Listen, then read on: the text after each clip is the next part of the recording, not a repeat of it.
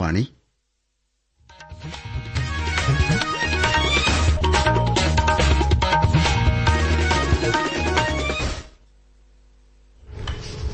നമസ്കാരം. പ്രാദേശിക വാർത്തകൾ വായിക്കുന്നത് അനിൽ ചന്ദ്രൻ. പ്രധാന വാർത്തകൾ. സംസ്ഥാന നിയമസഭാ തെരഞ്ഞെടുപ്പിൽ നാമനിർദ്ദേശ പത്രികാ സമർപ്പണം വൈകിട്ട് അവസാനിക്കും. പ്രിസൈഡിംഗ് ഓഫീസർമാരുടെയും ഫസ്റ്റ് പോളിംഗ് ഓഫീസർമാരുടെയും പരിശീലനം നാളെ മുതൽ. പശ്ചിമേഷ്യൻ സംഘർഷ സാഹചര്യം പ്രധാനമന്ത്രി നരേന്ദ്രമോദിയുടെ അധ്യക്ഷതയിൽ മന്ത്രിസഭാ സുരക്ഷാ സമിതി വിലയിരുത്തി. സംസ്ഥാനത്ത് താപനില ഉയരാൻ സാധ്യത 12 ജില്ലകളിൽ മഞ്ഞ ജാഗ്രത. ഐഎസ്എൽ ഫുട്ബോളിൽ ഇന്ന് വൈകിട്ട് കൊൽക്കത്തയിൽ ഈസ്റ്റ് ബംഗാൾ മുഹമ്മദൻ എസ്സിയെ നേരിടും. വാർത്തകൾ വിശദമായി. കേരളത്തിലെയും അസം പുതുച്ചേരി എന്നിവിടങ്ങളിലെയും നിയമസഭാ തെരഞ്ഞെടുപ്പിൽ നാമനിർദ്ദേശ പത്രികാ സമർപ്പണത്തിന് സമയപരിധി വൈകിട്ട് അവസാനിക്കും. രാവിലെ 11 മുതൽ പത്രിക സമർപ്പിക്കാം. ശനിയാഴ്ച വൈകിട്ട് വരെ 341 സ്ഥാനാർത്ഥികൾ 607 പത്രികകൾ നൽകിയിട്ടുണ്ട്. സൂക്ഷ്മ പരിശോധന നാളെയാണ്. വ്യാഴാഴ്ച വരെ പത്രിക പിൻവലിക്കാം. Desk report.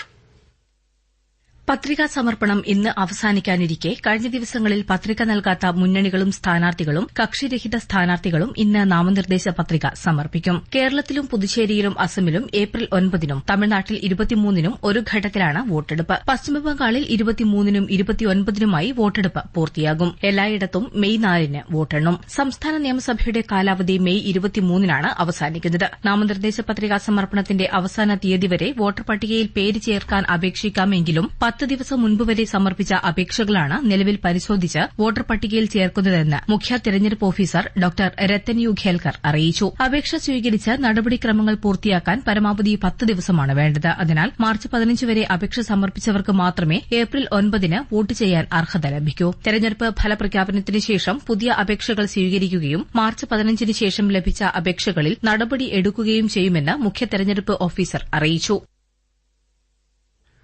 തെരഞ്ഞെടുപ്പ് ജോലിക്ക് നിയോഗിക്കുന്ന ഉദ്യോഗസ്ഥരുടെ ആദ്യഘട്ട റാൻഡമൈസേഷൻ പൂർത്തിയായി. ഇതിൽ ഉൾപ്പെട്ട പ്രിസൈഡിംഗ് ഓഫീസർമാരുടെയും ഫസ്റ്റ് പോളിംഗ് ഓഫീസർമാരുടെയും മൈക്രോ ഒബ്സർവർമാരുടെയും പരിശീലനം നാളെ ആരംഭിക്കും. രാവിലെയും ഉച്ചയ്ക്കുമായി 2 സെഷനുകളിലാണ് പരിശീലനം. പരീക്ഷാ ജോലികളിൽ ഏർപ്പെട്ടിരിക്കുന്ന അധ്യാപകർക്ക് നിശ്ചിത ദിവസം പരിശീലനത്തിൽ പങ്കെടുക്കാൻ കഴിയാതെ വന്നാൽ 24 മുതൽ 29 വരെ ഏതെങ്കിലും തീയതിയിൽ പരിശീലനം നേടാവുന്നതാണ്. പത്രികാ സമർപ്പണം പൂർത്തിയായിട്ടില്ലെങ്കിലും നിയമസഭാ തെരഞ്ഞെടുപ്പിന്റെ പ്രചാരണ പ്രവർത്തനങ്ങൾ ശക്തമായി തുടരുകയാണ്. എൽഡിഎഫിന്റെ തെരഞ്ഞെടുപ്പ് പ്രചാരണത്തിന് മുഖ്യമന്ത്രി പിണറായി വിജയൻ ഇന്ന് തുടക്കമിടും. ഏപ്രിൽ 3 വരെ 48 കേന്ദ്രങ്ങളിൽ മുഖ്യമന്ത്രി എത്തും. പത്തനംതിട്ടയിലാണ് പ്രചാരണത്തിന്റെ തുടക്കം. യുഡിഎഫിന്റെ തെരഞ്ഞെടുപ്പ് പ്രചാരണം ബുധനാഴ്ച ലോക്സഭാ പ്രതിപക്ഷ നേതാവ് രാഹുൽ ഗാന്ധിയുടെ പര്യടനത്തോടെ കൂടുതൽ ശക്തമാകും. അന്ന് വൈകിട്ട് കോഴിക്കോട് ബീച്ചിൽ റാലി സംഘടിപ്പിച്ചിട്ടുണ്ട്. എൻഡിഎയുടെ തെരഞ്ഞെടുപ്പ് പ്രചാരണത്തിന് ദേശീയ നേതാക്കൾ കേരളത്തിലെത്തും. കേന്ദ്രമന്ത്രിമാരായ അമിത്ഷാ, നിതിൻ ഗഡ്കരി, രാജ്നാഥ് സിംഗ് എന്നിവരടക്കം പ്രമുഖർ പ്രചാരണത്തിനിറങ്ങും. തിരുവനന്തപുരത്ത് ഏറ്റവും ഉയർന്ന വോട്ടിംഗ് ശതമാനം ലക്ഷ്യമിട്ട് പുതുമയേറിയ പ്രചാരണ പരിപാടികൾ സ്വീപിന്റെ നേതൃത്വത്തിൽ ആരംഭിച്ചു. പ്രചാരണത്തിന്റെ ഭാഗമായി വർക്കല ക്ലിഫിൽ പാരാഗ്ലൈഡിംഗും പാപനാശത്ത് പാരാസെയിലിംഗും സംഘടിപ്പിച്ചു. കഴിഞ്ഞ ദിവസം സ്വീപിന്റെ ഭാഗമായി സ്കൂബ ഡൈവിംഗും സംഘടിപ്പിച്ചിരുന്നു. വോട്ടിംഗിന്റെ ശക്തി ഓരോരുത്തരും തിരിച്ചറിയണമെന്നും ഏപ്രിൽ 9-ന് എല്ലാവരും സമ്മതിദാനം വിനിയോഗിക്കണമെന്നും അഭ്യർത്ഥിച്ചാണ് സ്വീപിന്റെ പ്രചാരണം. മറ്റ് ജില്ലകളിലും സ്വീപിന്റെ നേതൃത്വത്തിൽ വ്യത്യസ്ത ബോധവൽക്കരണ പരിപാടികൾ സംഘടിപ്പിച്ചു. റിപ്പോർട്ടിലേക്ക്. കണ്ണൂരിൽ സ്വീപ് ക്യാമ്പയിനായ ഇംഗിറ്റ് കണ്ണൂരിന്റെ ഭാഗമായി പയ്യാമ്പലം ബീച്ചിൽ ബോധവൽക്കരണ പരിപാടികൾ സംഘടിപ്പിച്ചു. നിങ്ങളുടെ വോട്ട് നിങ്ങളുടെ നാളെ എന്ന പ്രമേയത്തിലായിരുന്നു പരിപാടികൾ. കാസർകോട്ടെ വലിയ പറമ്പ ബീച്ചിൽ സ്വീപിന്റെ നേതൃത്വത്തിൽ വോട്ടർമാരുടെയും കുട്ടികളുടെയും സംഗമം സംഘടിപ്പിച്ചു. പട്ടം പറത്തലും സുംബ ഡാൻസും ഉൾപ്പെടുത്തിയായിരുന്നു കടപ്പുറത്തെ വോട്ടർ ബോധവൽക്കരണ പരിപാടി. തൃശൂരിൽ സ്വീപ് ബോധവൽക്കരണ പരിപാടിയുടെ ഭാഗമായി വോട്ടർ അവബോധ നൈറ്റ് വാക്ക് സംഘടിപ്പിച്ചു. നെഹ്റു പാർക്കിൽ നിന്ന് ആരംഭിച്ച പരിപാടി പോപ്പ് പോൾ മെഴ്സി ഹോമിലെ ഭിന്നശേഷിക്കാരുടെ ശിങ്കാരിമേളത്തിന്റെ അകമ്പടിയോടെയാണ് തുടങ്ങിയത്. മലപ്പുറത്ത് കോട്ടക്കുന്നിലും സ്വീപ് ബോധവൽക്കരണ പരിപാടി സംഘടിപ്പിച്ചു. ഇതിന്റെ ഭാഗമായി ഷൂട്ടൌട്ട് മത്സരവും പ്രശ്നോത്തരിയും ഫോട്ടോ ബൂത്തും ഒരുക്കിയിരുന്നു. നിയമസഭാ തെരഞ്ഞെടുപ്പുമായി ബന്ധപ്പെട്ട് തിരുവനന്തപുരം പ്രസ് ഇൻഫർമേഷൻ ബ്യൂറോ തയ്യാറാക്കിയ വോട്ടറിവ് കേരള നിയമസഭാ തെരഞ്ഞെടുപ്പ് നാൾ വഴികൾ ഇന്ന് തിരുവനന്തപുരത്ത് പ്രകാശനം ചെയ്യും. മുഖ്യ തെരഞ്ഞെടുപ്പ് ഓഫീസർ ഡോക്ടർ രത്തൻ യു ഖേൽക്കർ പുസ്തക പ്രകാശനം നിർവഹിക്കും. നിയമസഭാ തെരഞ്ഞെടുപ്പുമായി ബന്ധപ്പെട്ട് തിരുവനന്തപുരത്ത് ജില്ലാ കളക്ടർ അനുകുമാരിയുടെ നേതൃത്വത്തിൽ ബലേതുറ മുതൽ ഭീമാപ്പള്ളി വരെ പോലീസ് റൂട്ട് മാർച്ച് നടത്തി. 68 പോലീസ് ഉദ്യോഗസ്ഥർ പങ്കെടുത്തു. സമ്മതിദായകർക്ക് വീട്ടിൽ വോട്ട് ചെയ്യാനൊരുക്കിയ സംവിധാനത്തിൽ കോഴിക്കോട് ജില്ലയിൽ 19,854 പേരുണ്ടെന്ന് തെരഞ്ഞെടുപ്പ് ഓഫീസർ കൂടിയായ ജില്ലാ കളക്ടർ സ്നേഹിൽകുമാർ സിംഗ് അറിയിച്ചു. മുൻകൂട്ടി അപേക്ഷ നൽകിയ ഭിന്നശേഷിക്കാർക്കും 85 മേൽ പ്രായക്കാർക്കുമാണ് വീട്ടിൽ വോട്ട് ചെയ്യാൻ അവസരം. സംസ്ഥാനത്തെ നിയമസഭാ തെരഞ്ഞെടുപ്പിന് ബിജെപി ഒരാളുടെ പട്ടിക കൂടി പ്രസിദ്ധീകരിച്ചു. വർക്കലയിലെ സ്ഥാനാർത്ഥി എസ് സ്മിതയുടെ പേരാണ് അവസാന പട്ടികയിൽ ഉൾപ്പെടുത്തിയിരിക്കുന്നത്. കോഴിക്കോട് ജില്ലയിൽ ആന്റി ഡിഫേസ്മെന്റ് സ്ക്വാഡ് പരിശോധനയിൽ 6712 അനധികൃത പ്രചാരണ സാമഗ്രികൾ നീക്കം ചെയ്തു. അതിർത്തികളിലും തന്ത്രപ്രധാന കേന്ദ്രങ്ങളിലും കർശന പരിശോധന ഏർപ്പെടുത്തിയിട്ടുണ്ട്. ഗുരുവായൂരിലെ എൻഡിഎ സ്ഥാനാർത്ഥിയുടെ വിവാദ പരാമർശം മാതൃകാ പെരുമാറ്റച്ചട്ട ലംഘനമാണെന്ന പരാതിയിൽ പോലീസ് കേസെടുത്തു. മുഖ്യ തെരഞ്ഞെടുപ്പ് ഓഫീസർ ഡോക്ടർ രത്തൻ യു കേൽക്കറിന്റെ നിർദ്ദേശപ്രകാരം തൃശൂർ ജില്ലാ കളക്ടറാണ് നടപടിയെടുത്തത്. സ്ഥാനാർത്ഥിയുടെ പരാമർശമടങ്ങുന്ന വീഡിയോ സാമൂഹ്യ മാധ്യമങ്ങളിൽ നിന്ന് കളക്ടറുടെ നിർദ്ദേശപ്രകാരം നീക്കം ചെയ്തിട്ടുണ്ട്. പശ്ചിമേഷ്യൻ സംഘർഷത്തെ തുടർന്നുണ്ടായ സാഹചര്യം പ്രധാനമന്ത്രി നരേന്ദ്രമോദിയുടെ അധ്യക്ഷതയിൽ ഇന്നലെ ചേർന്ന മന്ത്രിസഭാ സുരക്ഷാ സമിതി വിലയിരുത്തി. സംഘർഷത്തിന്റെ പ്രത്യാഘാതത്തിൽ നിന്ന് രാജ്യത്തെ പൌരന്മാരെ സംരക്ഷിക്കാൻ എല്ലാ ശ്രമങ്ങളും നടത്തണമെന്ന് പ്രധാനമന്ത്രി നിർദ്ദേശം നൽകി. ജനങ്ങൾക്ക് അസൌകര്യമുണ്ടാക്കുന്ന അവസ്ഥ ഒഴിവാക്കാൻ ഗവൺമെന്റിന്റെ എല്ലാ വിഭാഗങ്ങളും ഒറ്റക്കെട്ടായി പ്രവർത്തിക്കണം. സംസ്ഥാന ഗവൺമെന്റുകളുമായി ഏകോപനം പുലർത്തി അവശ്യ സാധനങ്ങളുടെ കരിഞ്ചന്തയും പൂഴ്ത്തിവയ്പും കർശനമായി തടയണം. ഇതിനായി കേന്ദ്രമന്ത്രിമാരുടെയും സെക്രട്ടറിമാരുടെയും സമിതി രൂപീകരിക്കണമെന്ന് പ്രധാനമന്ത്രി നിർദ്ദേശിച്ചു. ഭക്ഷണം, ഇന്ധനം, ഊർജ്ജസുരക്ഷ എന്നിവയടക്കം സാധാരണക്കാരെ ബാധിക്കുന്ന പ്രശ്നങ്ങൾ ഹ്രസ്വ ദീർഘകാല നടപടികളിലൂടെ പരിഹരിക്കാനും യോഗം തീരുമാനിച്ചു.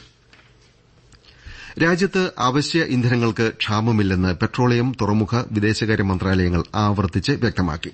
പെട്രോളിന്റെയും ഡീസലിന്റെയും മതിയായ ശേഖരം രാജ്യത്തുണ്ട്.